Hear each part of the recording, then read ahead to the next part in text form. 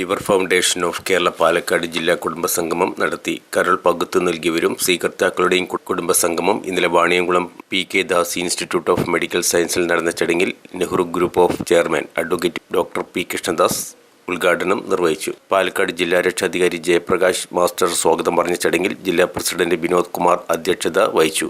ജില്ലാ joint secretary NM Anilkumar അനുശോചനവും trust coordinator Manoj MK ആമുഖ പ്രഭാഷണവും നടത്തി. Doctor Anuradha K. Abubakar, Ahmed B, doctor Satheesh A. Vasudev എന്നിവർ കരൾമാറ്റൽ ശസ്ത്രക്രിയയ്ക്ക് ശേഷമുള്ള ജീവിതശൈലിയെക്കുറിച്ചുള്ള ബോധവൽക്കരണ ക്ലാസും നടത്തി. ജില്ലാ ട്രഷറർ PP രമേശൻ, മറ്റ് ലിഫ്കോ ഭാരവാഹികളും കുടുംബാംഗങ്ങളും ചടങ്ങിൽ പങ്കെടുത്തു. തുടർന്ന് കലാപരിപാടികളും അരങ്ങേറി. ദൈവമേ നിന്റെ സ്നേഹസാഗരം എന്നിലേക്കൊഴുകേണമേ, ഹൃത്തിലെ തിന്മയൊക്കെയും മാറ്റി ശുദ്ധമാക്കി തരേണമേ. ദുഃഖമെൻ ചിത്തഭൂമിയിൽ വർഷമേഘമായി പെയ്തിറങ്ങുമ്പോൾ സാന്ത്വനത്തിൻ്റെ കുഞ്ഞു തിന്നലായി എന്നെ വന്നു തലോടണേ. നിത്യവും എൻ്റെ ചിത്തവീണയിൽ മുക്തരാഗമായി എത്തേണേ. സത്യരാഗത്തിൻ ധർമ്മഗാനങ്ങൾ പാടുവാൻ കഴിവേകണേ. കൃഷ്ണ ക്രിസ്തു നബികളൊക്കെയും ഏകമാണെന്ന സത്യത്തെ അന്തരംഗത്തെ നിങ്ങൾക്കൊരു എനർജി ഉണ്ടാകട്ടെ എന്ന് ഉദ്ദേശിച്ചാണ് ഞാൻ 14 വർഷം പിന്നിടുകയാണ്. എന്നെ സംബന്ധിച്ച് അടുത്ത ഞായറാഴ്ചയിലെ 19 തോന്നുന്നു വളരെ പ്രധാനപ്പെട്ടതാണ്. 2ാം ജന്മത്തിലേക്ക് കാലെടുത്ത് വെച്ച എനിക്ക് 14 വർഷം 14 ജന്മദിനങ്ങൾ സമ്മാനിച്ചു. മോഡേൺ സയൻസ് അതുപോലെ ദൈവവും. അതുകൊണ്ട് നിങ്ങൾ ആരും പേടിക്കരുത്, ധൈര്യമായി ജീവിതത്തിലേക്ക് മുന്നോട്ട് വരണം, പോകണം. നിങ്ങൾ എന്ന് വെച്ചാൽ എല്ലാ തരത്തിലുള്ള സൗകര്യങ്ങളും ആധുനിക മെഡിക്കൽ സയൻസും ഉപയോഗപ്പെടുത്തിയതുകൊണ്ട് എല്ലാ സൗകര്യവും നമ്മുടെ ആശുപത്രിയിൽ തന്നെയുണ്ട്. ഉള്ള സൗകര്യങ്ങൾ നമ്മുടെ പട്ടാമ്പിയിലായാലും പട്ടാമ്പി താലൂക്കായാലും ഒറ്റപ്പാലം താലൂക്കിലായാലും അത് ഉപയോഗപ്പെടുത്തണം എന്നുകൂടി പറഞ്ഞുകൊണ്ട് 2-3 ദിവസമായി TV-യിൽ നിറഞ്ഞു നിന്ന യുദ്ധമൊക്കെ അവസാനിച്ച് ഒരു സമാധാനത്തിൻ്റെതായ ദിവസം പുലർന്നപ്പോൾ നമുക്കും സന്തോഷത്തോടെയും സമാധാനത്തോടെയും കുടുംബാംഗങ്ങളുമായി ഒത്തുചേർന്ന് ഇവിടെ ഇരിക്കാൻ ഒരു അവസരം ജഗദീശ്വരൻ ഉണ്ടാക്കി തന്നു. അതിന് എല്ലാ സൗകര്യവും നമുക്ക് നമ്മുടെ പ്രിയപ്പെട്ട PK Das hospital, PK Das medical college അധികൃതർ നൽകി. സത്യത്തിൽ ഈ ഹോസ്പിറ്റലിൽ ആദ്യം ഇതിൻ്റെ സൗകര്യങ്ങൾ നോക്കാൻ വേണ്ടി വരുമ്പോൾ ഞാൻ ഒരിക്കലും പ്രതീക്ഷിച്ച എൻ്റെ പ്രതീക്ഷകൾക്കൊക്കെ അപ്പുറമായിരുന്നു എനിക്കിവിടെ കാണാൻ സാധിച്ചത്. നൊന്തു പ്രസവിച്ച പെറ്റമ്മ സ്വന്തം മകളുടെ ജീവൻ രക്ഷിക്കുന്നതിന് വേണ്ടി ജീവിതത്തിൻ്റെ പകുതി പകർന്നു നൽകിയെങ്കിലും 1 വർഷം 1.5 വർഷത്തോളം മാത്രമേ ചിരിച്ചിരിക്കാൻ കഴിഞ്ഞുള്ളൂ. ദയനീയമായി ആ കുട്ടി നമ്മളിൽ നിന്നും വേർപിരിഞ്ഞു. കുടുംബത്തിൽ ലിഫോക്ക് പാലക്കാട് ജില്ലാ കമ്മിറ്റി ഹാർദവുമായി അനുശോചനവും സ്മരണാഞ്ജലികളും അർപ്പിക്കുന്നു.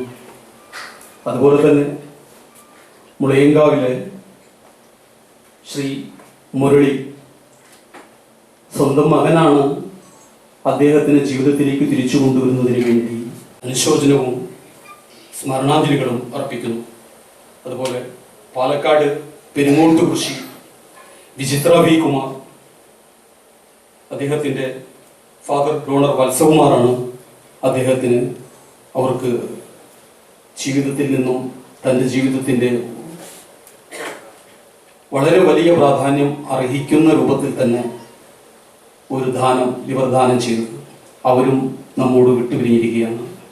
അതുപോലെ തന്നെ നമ്മുടെ ജില്ലയിൽ നമ്മുടെ ലിഫോക്ക് സംഘടനയിൽ പെടാത്തവരും രജിസ്ട്രേഷൻ ചെയ്യാത്തവരും ഈ കാലയളവിൽ മരണപ്പെട്ടുപോയ നമ്മോട് വേർപിരിഞ്ഞ മുഴുവൻ ആളുകളുടെയും നിര്യാണത്തിൽ ഈ സമ്മേളനം അനുശോചനവും അനുസ്മരണവും ഉറപ്പിക്കുന്നു. 1 മിനിറ്റ്. വ്യത്യസ്തമാണ്.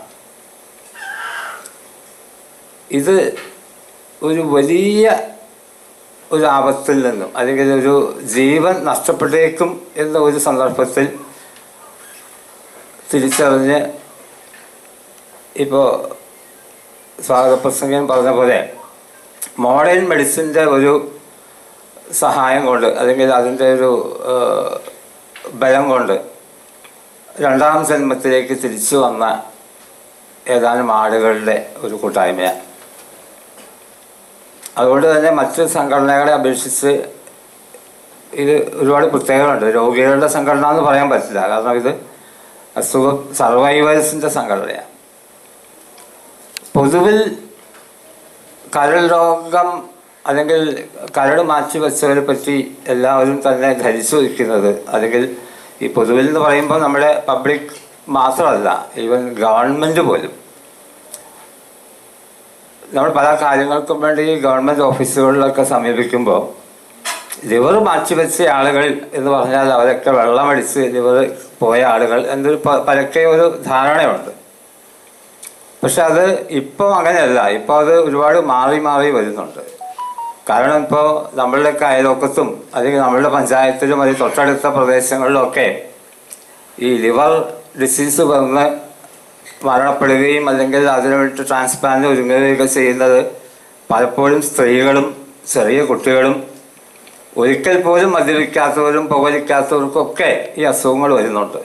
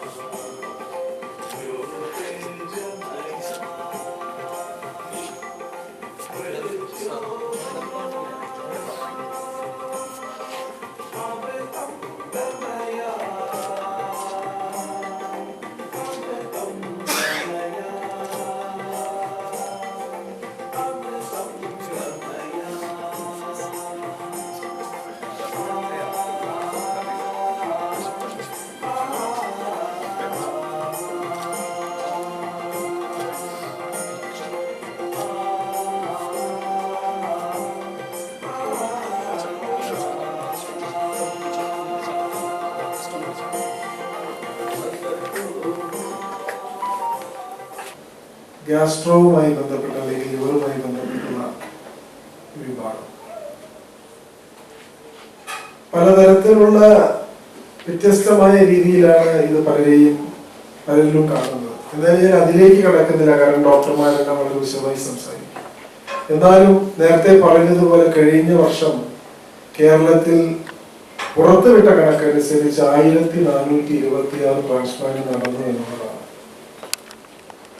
അതിൽ 80%-ലധികം 100% സക്സസ്ഫുൾ ആയിരുന്നു. മറ്റ് കോംപ്ലിക്കേഷൻസ് ഉള്ള കേസുകളുണ്ടായിരുന്നു. ഇതിന് കേരളത്തിലെ പ്രോട്ടോകോൾ ഒരു പരിധിവരെ സഹായകരമാണ്, പ്രത്യേകിച്ച് ഭാരതത്തില്. മറ്റു സ്ഥലങ്ങളിൽ അതിൻ്റെതായ പ്രശ്നങ്ങളുണ്ട്. എന്നിരുന്നാലും ആരോഗ്യമുള്ള ഒരു ജനസമൂഹം, ആരോഗ്യമുള്ള ഒരു കുടുംബമാണ് എല്ലാവരുടെയും സ്വപ്നം. തീർച്ചയായും ഒരു പരിധിവരെ ഇതൊരു ജീവിതശൈലി രോഗമായി കാണാൻ കഴിയുന്നതിലപ്പുറം പല പ്രത്യേക രീതിയിലുള്ള സാഹചര്യങ്ങൾ കൂടി അതിനൊരു കാരണമാവാറുണ്ട്. നമുക്കറിയാം, ഏതൊരു ആശുപത്രി എടുത്തു നോക്കിയാലും അവിടെ ഗ്യാസ്ട്രോ എൻട്രോളജി ഡിപ്പാർട്ട്മെന്റിൽ എന്തും തിരക്കാണ്. അത് കാണിക്കുന്നത് പലർക്കുമുള്ള ജീവിതശൈലി രോഗങ്ങളുടെ ഭാഗമാണ്. പലർക്കും പലതരത്തിലുള്ള പ്രശ്നങ്ങളുണ്ടാവും. നേരത്തെ ഇവിടെ സൂചിപ്പിച്ചതുപോലെ alcoholic, non alcoholic, auto immune, അങ്ങനെ ഒരുപാട് ഹെപ്പറ്റൈറ്റിസ്, അങ്ങനെ ഒരുപാട് മേഖലകളിൽ ഇത്തരം പ്രശ്നങ്ങൾ വരുന്നുണ്ട്. അപ്പൊ ഇത് കൃത്യമായി കണ്ടുപിടിക്കുകയും അത് മുന്നോട്ട് പോകാതെ തന്നെ അതിനുവേണ്ട ചികിത്സ നടത്തുകയും ചെയ്യുമ്പോൾ ഒരു പരിധി വരെ ഈ ഒരു സ്റ്റേജിലേക്ക് പോകാതെ കാര്യങ്ങൾ നിയന്ത്രിക്കാൻ കഴിയുന്നുണ്ട്. പിന്നെ ഒഴിച്ചുകൂടാൻ പറ്റാത്ത സാഹചര്യം വരുമ്പോഴാണ് നമ്മൾ ഇത്തരം ട്രാൻസ്പ്ലാന്റുകളിലേക്കെല്ലാം കിടക്കുന്നത്. തീർച്ചയായും അതിലും ഇന്ന് ആധുനിക വൈദ്യശാസ്ത്രം വളരെ പുരോഗമിച്ചിരിക്കുന്നു. ഏറ്റവും ചുരുങ്ങിയത് 80%-ലധികം 100% സക്സസ് എന്ന് പറയുമ്പോൾ തന്നെ അത് വളരെ വലിയ പോസിറ്റീവായ കാര്യങ്ങളാണ്. നമുക്കറിയാം ജനറ്റിക്സും മറ്റു മേഖലകളിലുമുള്ള മോഡിഫിക്കേഷൻസ് ഉൾപ്പെടെയുള്ള ഒരുപാട് റിസർച്ചുകൾ ലോകമെമ്പാടും നടക്കുന്നു.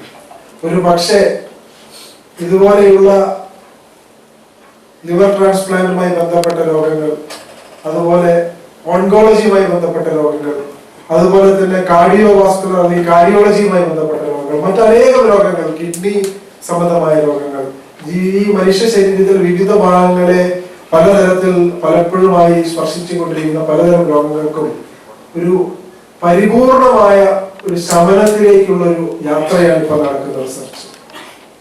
അത് വളരെ അത്യധികം മുന്നോട്ട് പോയിട്ടുണ്ട്. പക്ഷെ പല എത്തിക്കൽ കാരണങ്ങൾ കൊണ്ടും അതിന്റെ പരിപൂർണമായ റിസൾട്ട് പുറത്ത് വന്നിട്ടില്ല.